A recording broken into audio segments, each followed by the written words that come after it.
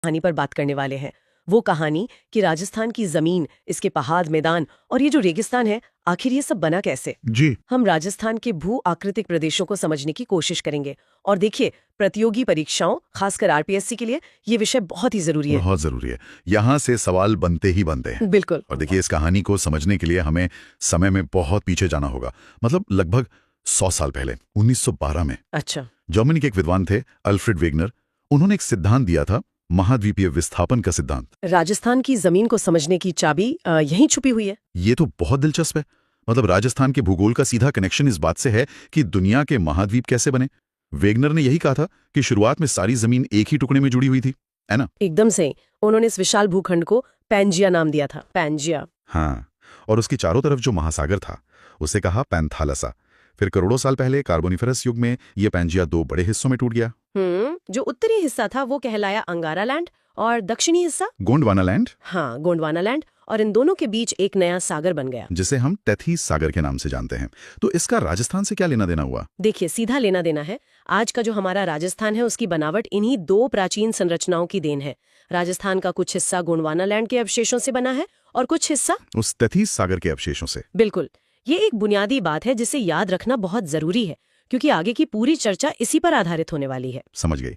तो आज का राजस्थान असल में 2 बहुत ही प्राचीन दुनियाओं का हिस्सा है। चलिए तो अब आगे बढ़ते हैं और देखते हैं कि आधुनिक विद्वानों ने राजस्थान को समझने के लिए इसे कैसे बांटा है। कोशिशें तो कई लोगों ने की हैं, लेकिन प्रतियोगी परीक्षाओं के लिहाज से हमें कुछ खास नाम याद रखने होते हैं। सबसे पहले 1968 में प्रोफेसर वीसी मिश्रा ने राजस्थान को 7 भागों में बांटा था। 7 भागों में? जी। उन्होंने नहरी प्रदेश, शुष्क मरुस्थल, अर्धशुष्क मरुस्थल, अरावली, कृषि क्षेत्र और चंबल के बीहड़, सबको अलग अलग गिना था। उनके अलावा भी तो ए.के. सेन और रामलोचन सिंह जैसे विद्वानों ने वर्गीकरण किया था, लेकिन हम जिस वर्गीकरण को आधार बनाते हैं वो तो कोई और है। हाँ, और वो सबसे महत्वपूर्ण है। 1994 में हरिमोहन सक्सेना ने अपनी किताब राजस्थान का भूगोल में जो वर्गीकरण दिया वो आज सबसे ज्यादा मान्य है। अच्छा। और हम भी उसी के आधार पर आगे बढ़ेंगे। उन्होंने बहुत ही साफ तौर पर राजस्थान को 4 बड़े भौतिक प्रदेशों में बांटा है। कौन कौन से? 1 उत्तरी पश्चिमी मरुस्थल, 2 बीच में खड़ी हमारी अरावली पर्वतमाला, 3 पूर्व का मैदानी प्रदेश और 4 दक्षिण पूर्व का पठारी प्रदेश। ये 4 नाम तो ठीक हैं, याद हो गए, लेकिन परीक्षाओं में अक्सर एक और गहरा सवाल पूछा जाता है, इनके बनने का क्रम। इनमें से सबसे पुराना कौन है और सबसे नया कौन? ये शानदार सवाल है और यहीं से ये अक्सर प्रश्न बनता है। इन चारों में सबसे प्राचीन, सबसे पुराना है हमारा अरावली। ये दुनिया के सबसे पुराने पहाड़ों में से एक है। अरावली सबसे पुराना? जी। अरावली के बाद नंबर आता है दक्षिण पूर्वी पठार का। उसके बाद बने पूर्वी मैदान और सबसे आखिर में, मतलब सबसे नए हैं, उत्तरी पश्चिमी मरुस्थल। ये तो कमाल है। मतलब राजस्थान का सबसे नया हिस्सा यानी मरुस्थल और सबसे पुराना हिस्सा यानी अरावली बिल्कुल एक दूसरे के बगल में है। सही बात है। ये तो जैसे एक ही जगह पर पूरा भूवैज्ञानिक इतिहास लिख दिया गया हो। तो क्रम हुआ अरावली, फिर पठार, फिर मैदान और सबसे आखिर में मरुस्थल। बिल्कुल। और इसी क्रम से हम एक और बात समझ सकते हैं। अरावली सबसे प्राचीन है और सबसे ऊंचा भी है। वहीं मरुस्थल सबसे नया है और सबसे कम ऊंचाई वाला प्रदेश भी है। चलिए अब इन चारों प्रदेशों की एक तुलना करते हैं। मुझे लगता है कि अगर हम इनके क्षेत्रफल, जनसंख्या और दूसरी खासियतों को एक साथ देखें तो एक बड़ी और साफ तस्वीर उभरेगी। हाँ, ये तुलना करना बहुत जरूरी है। यहीं से सीधे सीधे तथ्य आधारित प्रश्न आते हैं। शुरू करते हैं सबसे बड़े हिस्से से, मरुस्थलीय प्रदेश। अब सोचिए, राजस्थान की कुल जमीन का 61.11% हिस्सा अकेला मरुस्थल है। 61% से भी ज्यादा, यानी आधी से कहीं ज्यादा राजस्थान तो रेगिस्तानी है। और आबादी कितनी रहती है वहाँ? आबादी रहती है राज्य की कुल जनसंख्या की 40%।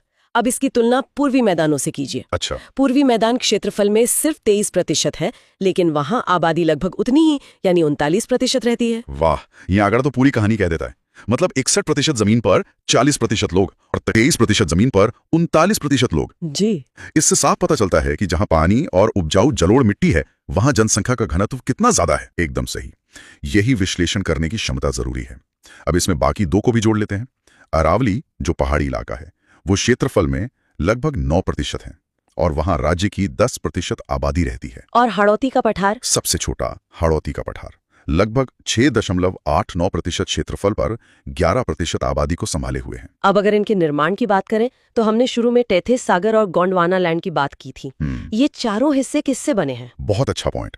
देखिए, जो 2 हिस्से ऊंचे हैं यानी अरावली और पठार, वो दोनों गोंडवाना लैंड के हिस्से हैं। अच्छा, ऊंचे वाले गोंडवाना लैंड। हाँ, और जो 2 हिस्से नीचे हैं यानी मरुस्थल और मैदान, वो दोनों टेथीस सागर के अवशेष माने जाते हैं।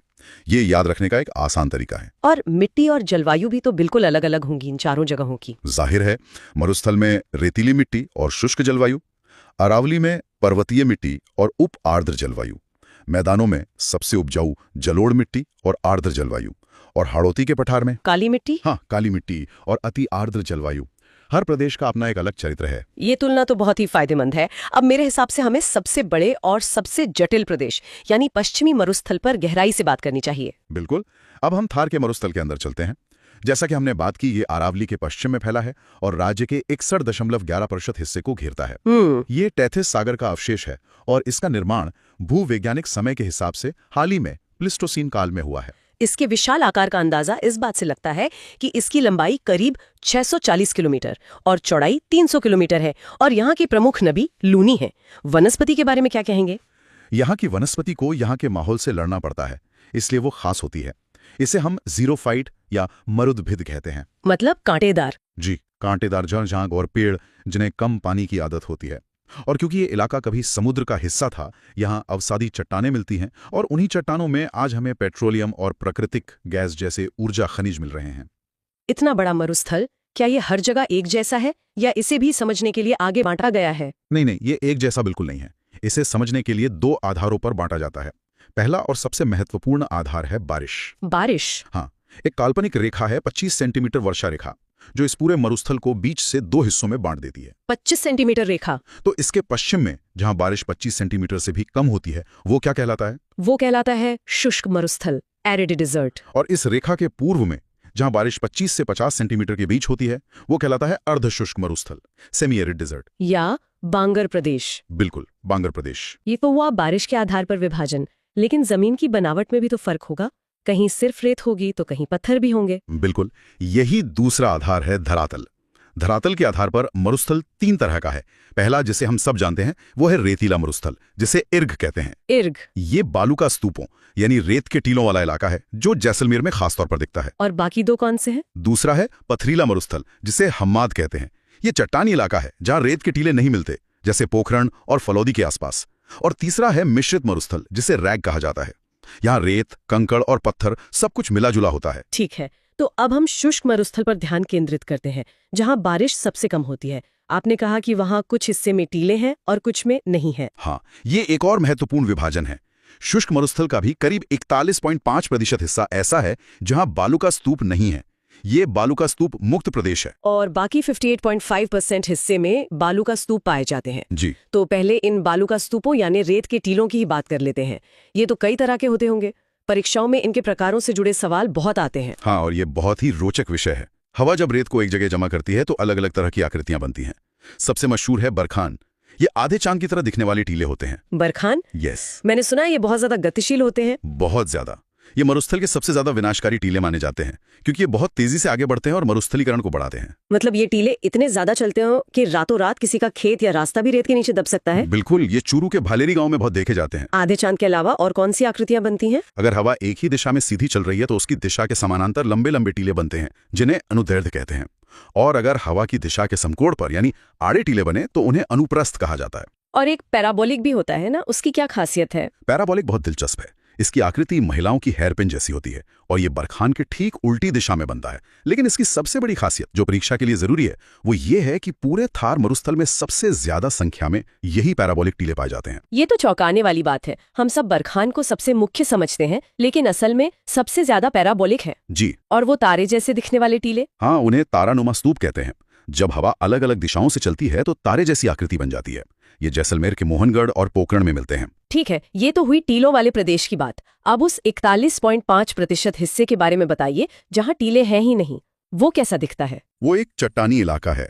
पोकरण से लेकर फलोदी और बालोतरा के बीच का यह क्षेत्र पथरीला है। यहाँ बालू के टीले नहीं मिलते। ये शुष्क मरुस्थल का ही हिस्सा है, लेकिन इसका धरातल बिल्कुल अलग है। अच्छा, तो ये हुई शुष्क मरुस्थल की पूरी कहानी। अब उस 25 सेंटीमीटर वर्षा रेखा के दूसरी तरफ चलते हैं, अर्ध शुष्क प्रदेश में। वहां का मरुस्थल इससे कितना अलग है? काफी अलग है। अर्ध शुष्क प्रदेश, जिसे बांगर प्रदेश भी कहते हैं, वहां थोड़ी ज्यादा बारिश होती है, इसलिए वहां थोड़ी ज्यादा हरियाली और खेती भी संभव है। अध्ययन की सुविधा के लिए इसे भी 4 छोटे छोटे क्षेत्रों में बांटा गया है। कौन कौन से हैं वो 4 क्षेत्र? सबसे उत्तर में है घग्गर बेसिन, यानी श्री गंगानगर और हनुमानगढ़ का इलाका, जहां घग्गर नदी बहती है। इस नदी के पाट को स्थानीय भाषा में नाली कहते हैं। नाली। हाँ, यहाँ नहरी सिंचाई के कारण एक बड़ी समस्या भी पैदा हुई है, सेम की समस्या, यानी जमीन में जल भराव। घग्गर के बाद दूसरा कौन सा है? दूसरा है शेखावाटी प्रदेश, चुरू, सीकर, झुंझुनू का इलाका। ये आंतरिक जल प्रवाह का क्षेत्र है, मतलब यहाँ की नदियां समुद्र तक नहीं पहुंचती, जमीन में ही विलीन हो जाती हैं। जी। यहाँ की कांतली नदी का बहाव क्षेत्र तोरावाटी कहलाता है। यहाँ की स्थानीय शब्दावली भी महत्वपूर्ण है, जैसे तालाब को सर कहते हैं, पानी बचाने वाले कुओं को जोहड़ और चारागाह को बीड़ कहते हैं। और तीसरा है नागौर उच्च भूमि। जैसा कि नाम से ही जाहिर है, ये नागौर और डीडवाना कुचामन का क्षेत्र है। इसकी खासियत यह है कि यहाँ राजस्थान की सबसे ज्यादा खारे पानी की झीलें हैं। अच्छा। और यहीं पर वो प्रसिद्ध कुबड़ पट्टी भी है, जो नागौर से अजमेर तक फैली है, जहाँ के पानी में फ्लोराइड की मात्रा बहुत ज्यादा है। और चौथा और आखिरी उपप्रदेश वो है लूनी बेसिन, जिसे गोड़वाड़ बेसिन भी कहा जाता है। ये लूनी और उसकी सहायक नदियों द्वारा बनाया गया मैदान है, जो अजमेर से लेकर जालोर तक फैला है। बहुत बढ़िया। इससे मरुस्थल की पूरी तस्वीर साफ हो गई। अंत में कुछ खास शब्द हैं जो मरुस्थल से जुड़े हैं और अक्सर परीक्षाओं में पूछ लिए जाते हैं, उन पर भी एक नजर डाल लेते हैं। जैसे लाठी सीरीज। लाठी सीरीज बहुत महत्वपूर्ण है। ये जैसलमेर में पोखरण से मोहनगढ़ के बीच जमीन के नीचे मीठे पानी की एक बहुत बड़ी पट्टी है। भूगर्भीय जलपट्टी। जी, ये रेगिस्तान के बीच में एक वरदान की तरह है, इसीलिए इसे थार का घड़ा भी कहते हैं। और प्लाया या खड़ीन झीलें? ये मरुस्थल में बारिश के मौसम में बनने वाली अस्थायी झीलें हैं। जब पानी सूख जाता है तो ये मैदान बन जाती हैं। वहीं जो दलदली और नमकीन झीलें होती हैं, उन्हें रन या टाट कहते हैं। दो नाम और हैं जो बहुत अनोखे लगते हैं, बाप बोल्डर और आकलवुड फॉसिल पार्क। बाप बोल्डर फलौदी के पास बाप नाम की जगह पर मिले बड़े बड़े पत्थर हैं। ये सबूत है कि करोड़ों साल पहले यहाँ ग्लेशियर यानी हिमानी बहती थी। अच्छा। और आकलवुड फॉसिल पार्क तो एक खजाना है। ये जैसलमेर में है और यहाँ 18 करोड़ साल पुराने पेड़ों के जीवाश्म मिले हैं, जो पत्थर बन चुके हैं। इससे पता चलता है कि ये जगह हमेशा से रेगिस्तान नहीं थी। ये सारी जानकारी तो अद्भुत है। अब अगर हम थार के मरुस्थल को दुनिया के बाकी मरुस्थलों के सामने रखें तो इसकी क्या खासियत है? यहाँ थार दुनिया के सारे मरुस्थलों से बिल्कुल अलग खड़ा दिखता है। पहली बात, ये दुनिया का सबसे नया मरुस्थल है। दूसरी और सबसे हैरान करने वाली बात, ये दुनिया में सबसे ज्यादा जैव विविधता वाला मरुस्थल है। सबसे ज्यादा जैव विविधता रेगिस्तान में? जी, यहाँ जीवन की जितनी किस्में हैं उतनी किसी और रेगिस्तान में नहीं। और आबादी भी तो सबसे ज्यादा यही है। हाँ, ये विश्व का सर्वाधिक जनसंख्या घनत्व वाला मरुस्थल है। ये एक रेगिस्तान की पारंपरिक छवि के बिल्कुल उलट है, जिसे हम एक वीरान और निर्जन जगह मानते हैं। सही बात है। इसका ज्यादातर हिस्सा, करीब 85%, भारत में है और बाकी 15% पाकिस्तान में, जहाँ इसे चोलिस्तान कहते हैं। इतनी आबादी और इतनी जैव विविधता को संभालने के लिए सरकार ने भी तो कुछ किया होगा। जरूर। इसी के लिए 1977-78 में मरु विकास कार्यक्रम यानी DDP शुरू किया गया था। इसका मकसद मरुस्थल के प्रसार को रोकना, सूखे के असर को कम करना और वहां के लोगों का आर्थिक विकास करना है। इसमें केंद्र और राज्य सरकार 75-25 के अनुपात में पैसा लगाती है।